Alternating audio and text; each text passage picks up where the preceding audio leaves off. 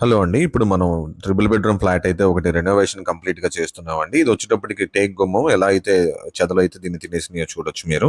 So, ఇదొచ్చేటప్పటికి మన pest control అయితే first చేయడం జరుగుతుంది. పెస్ట్ కంట్రోల్ ఫస్ట్ చేయటం వల్ల ఎక్కడెక్కడైతే మనకి చెదలున్నాయో ఏంటో అనేది మనకు కంప్లీట్‌గా తెలుస్తుంది. అప్పుడు మనం ఏవైతే రీప్లేస్ చేయాలి, ఏవైతే కొత్తయి చేయాలనేది మనకొక బడ్జెట్‌లో అయితే మనం చేసుకోవడం జరుగుతుంది. ఇక్కడొచ్చేటప్పటికి మనకి కబోర్డ్స్ అన్నీ కూడా తక్కువలో వస్తున్నాయి కదా అని చెప్పేసి లోపల లామినేట్ కూడా వేయకుండా సో, కబోర్డ్స్ అనేది చేశారండి మీరు చూడొచ్చు.